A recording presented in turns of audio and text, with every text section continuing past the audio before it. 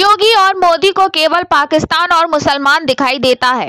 विनीत कुशवाहा, बरेली। समाजवादी छात्र सभा के प्रदेश अध्यक्ष विनीत कुशवाहा ने बुधवार को बरेली पहुंचकर प्रेस वार्ता में विनीत कुशवाहा ने कहा कि मौजूदा भाजपा सरकार ने छात्रों के साथ छल किया है। न उनके पास रोजगार है, न उनके पास कोई जीविका चलाने को संसाधन है। आने वाले वर्ष 2027 में समाजवादी छात्र सभा अखिलेश यादव को प्रदेश का मुख्यमंत्री बनाकर रहेगी। मैं विश्वविद्यालय में गया हूं, छात्रों की समस्याओं को सुना है। छात्र पढ़ने लिखने के बाद बेरोजगार हैं। इस भाजपा सरकार ने 2 करोड़ युवाओं को नौकरी देने का वादा किया था, जो आज तक पूरा नहीं हो पाया है। ज्ञानवापी, बहराइच और अब संभल में हिंदू मुसलमान में फूट डाल करके राज करने की नीति भाजपा चला रही है। हम समाजवादी छात्र सभा इसके लिए आंदोलन करेंगे, लोगों को एकजुट करेंगे, समाज में किसी का अहित नहीं होने देंगे और युवाओं को रोजगार दिलाएंगे। भारतीय जनता पार्टी की नीयत है देश के साथ खिलवाड़ करना, हिंदू मुस्लिम आपस में लड़ना और अपना उल्लू सीधा करना। मंदिरों के सामने यात्रा निकालने के सवाल के जवाब में उन्होंने कहा कि यात्राएं पहले भी निकलती थीं, लेकिन इन्होंने कभी व्यवस्थाएं नहीं दी। जब योगी की सरकार आई तो सबसे पहले हिंदू नेता की हत्या की गई, क्योंकि उसकी सुरक्षा वापस ले ली गई थी। इनको केवल योगी और मोदी को केवल पाकिस्तान और मुसलमान दिखाई देता है। ना इन्हें महिलाओं की चिंता है, ना बेरोजगारों की चिंता है, ना व्यापारियों की चिंता है, ना छात्रों की चिंता है, ना इन्हें किसानों की चिंता है। ये सिर्फ हिंदू, मुसलमान और पाकिस्तान दिखाई देता है। इन्होंने समाज में जहर घोलने का काम किया है। आप देख रहे हैं तेज बरेली न्यूज से जमीर अहमद की खास रिपोर्ट। फिर पुनः आंदोलन करेगी कि आप मदद करिए ना करिए, लेकिन छात्रों की आवाज उठाने से नहीं रोक सकते आप।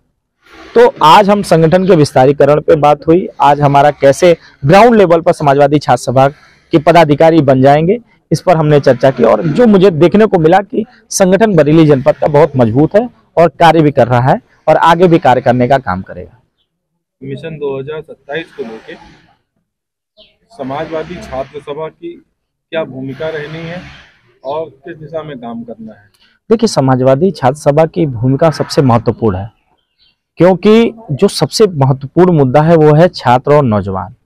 समाजवादी छात्र सभा का गठन इसीलिए समाजवादी पार्टी ने किया है कि छात्रों की आवाज, छात्रों की बात, उनके मुद्दे, उनके अधिकार की बात हम समाजवादी छात्र सभा के लोग कर सकें।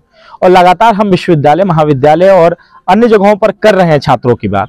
और मुझे लगता है कि आने वाले समय में जिस तरीके से भारतीय जनता पार्टी ने प्रताड़ित किया है नौजवानों को, चाहे वो 2017 में यहाँ की सरकार हो, चाहे 14 में केंद्र की सरकार हो, उन्होंने वादे किए, उन्होंने भरोसा दिलाया नौजवानों को 2 करोड़ नौकरी देने का और तमाम वादे दिलाए गए थे प्रदेश सरकार के द्वारा, लेकिन उसके विपरीत काम भारतीय जनता पार्टी ने किया है। नौजवानों का रोजगार भी छीना है और रोजगार न देने का भी काम किया है। तो 2027 में मुझे लगता है कि समाजवादी छात्र सभा नौजवानों को एकजुट करेगी और समाजवादी पार्टी के पक्ष में मतदान कराकर और नौजवानों की ही सरकार बनाने का काम करेगी और आने वाले 2027 में अखिलेश यादव जी को मुख्यमंत्री बनाने का काम करेंगे। अभी हाल फिलहाल में देखने को आया है कि जो पार्टी के अंदर के लोग भी हैं, जैसे पुराने अध्यक्ष रहे या जो भी रहे, पदाधिकारी रहे, वो समर्थन नहीं कर रहे हैं बिल्कुल। जो नए जिलाध्यक्ष बने हुए जो भी, देखिए, सभी लोग एक हैं, सभी लोग समर्थन करेंगे और सभी लोग अखिलेश यादव जी के मानने वाले लोग, सभी लोग साइकिल को आगे बढ़ाने का काम कर रहे हैं और सभी लोग उन्हें अखिलेश यादव जी को मुख्यमंत्री बनाना चाह रहे हैं। तो इसमें कोई नहीं, सब चुनाव हुआ, इसमें क्या चूक रही है? 7 सीटें आपको, 2 सीटें आपको मिली? नहीं, चूक कुछ भी नहीं रही। हम सरकार से नहीं लड़ रहे थे, हम सरकार के प्रशासन से लड़ रहे थे, सत्ता से लड़ रहे थे। हमें, आपने देखा होगा कि पहली बार ऐसा हुआ, चुनाव आयोग बात करती है कि हम कितना सरल करेंगे कि मतदाता मतदान तक पहुंचे, और वही उनके ऑफिसर जो लगाए गए वो पुलिस तो नौजवान माताओं बहनों पर बंदूक तानना है। ये सबसे दुखद है और ऐसे लोगों को दंडित करना चाहिए, जेल भेजना चाहिए कि आने वाले किसी भी चुनाव में, जो चुनाव आयोग बात करती है कि हम मतदाताओं को सुविधा देते हैं कि मतदान तक, केंद्र तक पहुंच सके, उसके विपरीत कहीं ना कहीं काम हुआ है। और हम जो 9 चुनाव का जो रिजल्ट आया है, हम हार के भी हम आश्वस्त हैं कि हम 27 में सरकार बनाएंगे। वो जीत के भी सो नहीं पा रहे हैं, क्योंकि उन्हें लगता है कि जैसे जीते वो 2027 में उस तरीके से जीत नहीं पाएंगे। संभल की घटना को किस रूप में देखते हैं? संभल की घटना बीजेपी के षड्यंत्र है। भारतीय जनता पार्टी का षड्यंत्र है। अभी समाजवादी पार्टी के राष्ट्रीय अध्यक्ष जी ने कहा है और ठीक बात कहा है कि जितना पीडीए मजबूत होता जाएगा उतनी communal politics Bharatiya Janata party की बाहर आएगी। आप बताओ, अब वहां मंदिर खोजे जा रहे हैं, पहले मस्जिद का सर्वे कराया, अब मंदिर खोजे जा रहे हैं, फिर मूर्तियां खोजी जाएंगी, उसके बाद तरह तरह के प्रोपेगेंडा सेट किए जाएंगे।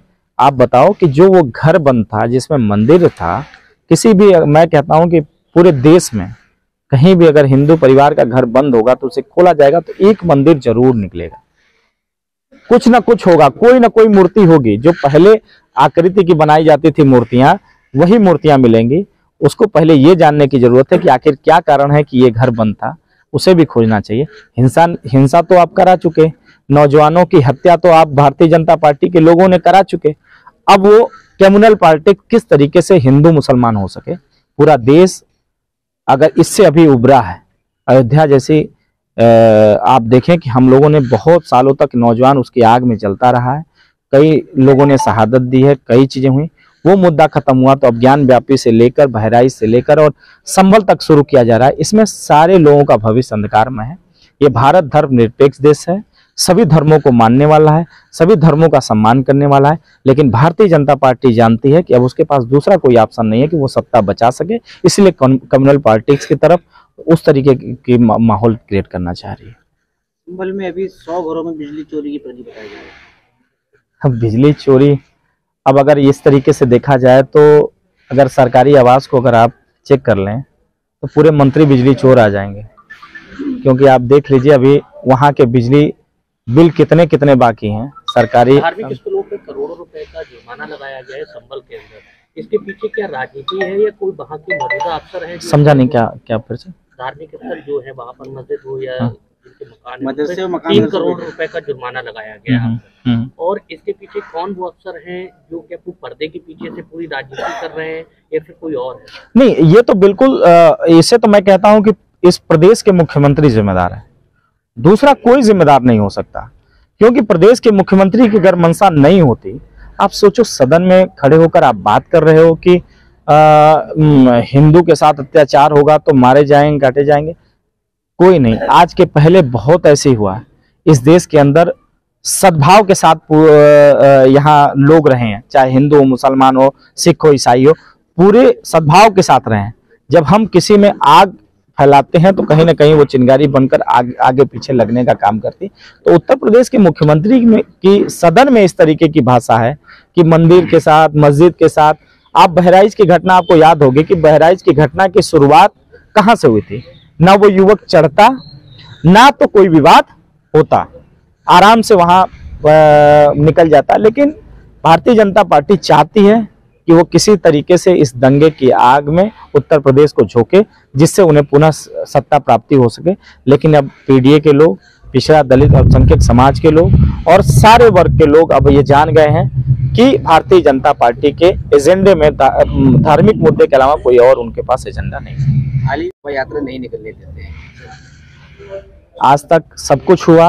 ये मुख्यमंत्री जी को मैं बता रहा हूँ कि मुख्यमंत्री जी के और देश के प्रधानमंत्री जी के सपने में पाकिस्तान और मुसलमान यही आते हैं। ना तो इस देश का किसान आता है, ना तो इस देश का गरीब आता है, ना तो इस देश की महिलाएं आती हैं, ना तो इस देश का नौजवान आता है। ये लोग सिर्फ पाकिस्तान और धर्म और जात की बात करते हैं, हिंदू और मुसलमान की बात करते हैं, इसके अलावा कोई उनके पास नहीं है। आज के पहले भी यात्राएं निकलती थी, सब कुछ होता था, लेकिन वहां व्यवस्थाएं दी जाती थी। ये पहली बार इनके सरकार में ऐसा हुआ कि ये व्यवस्थाएं नहीं दिए, जिसकी वजह से दंगा भड़के। और यही नहीं, आप उठाकर देखना कि जब सरकार नई योगी सरकार बनी थी तो सबसे पहले हिंदू नेता की हत्या हुई थी। उसका भी कारण यही था कि योगी सरकार ने उससे सुरक्षा वापस ले लिया था, जिसके तहत हत्या हुई थी। और समाजवादी सरकार में सबसे ज्यादा उस हिंदू नेता की सुरक्षा देने का काम अखिलेश यादव जी ने किया। तो ये सुरक्षा के साथ खिलवाड़ करना, देश के साथ खिलवाड़ करना और यहाँ के सद्भाव के साथ खिलवाड़ करना भारतीय जनता पार्टी की नीयत है। विनीत जी, मैं एक बड़ी चीज देख रहा हूँ कि विद्यार्थी का जो प्राथमिकता रहती है वो शिक्षा है। बरेली में स्थिति यह है कि ग्राउंड लेवल पर नई शिक्षा नीति को लेकर कई सवाल है बच्चों के मन में, उनके पास समस्याएं हैं। वो लगातार डेली आप देखेंगे तो विश्वविद्यालय में चक्कर लगा रहे हैं।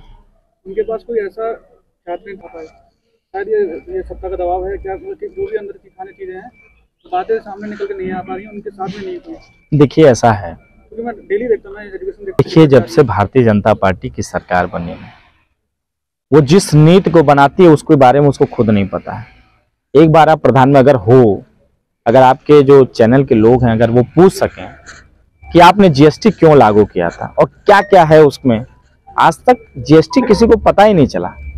ना तो इनकी नोटबंदी की नीयत पता चली, ना तो जीएसटी की नीयत पता चली, और ना ही शिक्षा नीति की नीयत पता चल पाएगी। लेकिन संगठन को इस तरफ से आवाज उठानी चाहिए ना। अभी शिक्षा नीति की जो इन्होंने गाइडलाइन बनाई है, वो जियो, क्या क्या उसमें रखा है। मुझे तो ये लगा कि 10वीं की परीक्षा का बोर्ड खत्म कर दिया है और अलग अलग तरीके के उसमें सेशन बना दिए। तो अब जब ये आएगा तो हम लोग छात्रों के बीच में जाएंगे, क्योंकि समझना जरूरी है। मैं ये बात इसलिए कह रहा हूँ कि जो नीति प्रधानमंत्री जी बनाते हैं, खुद उनको नहीं पता है कि वो क्या बना रहे हैं। सिर्फ इसलिए बना रहे हैं कि वो इस देश के लोगों के साथ छल और छलावा कर सके। उन्हें विद्यार्थी इसको लेकर संगठन की तरफ से किया जाएगा, वो पूरा किया जाएगा, इस बारे में रखा जाएगा। मैं कह रहा हूं कि समाजवादी छात्र सभा का गठन इसीलिए है कि छात्रों के मुद्दे को हम बेबाकी से उठा सके, उनकी आवाज बन सके। और मैं कह रहा हूं कि विश्वविद्यालय के अंदर और महाविद्यालय के अंदर और जहां भी छात्र हैं, वहां पर हमारे संगठन के पदाधिकारी उन छात्रों के हक और हकूक की लड़ाई को लड़ने का काम करेंगे।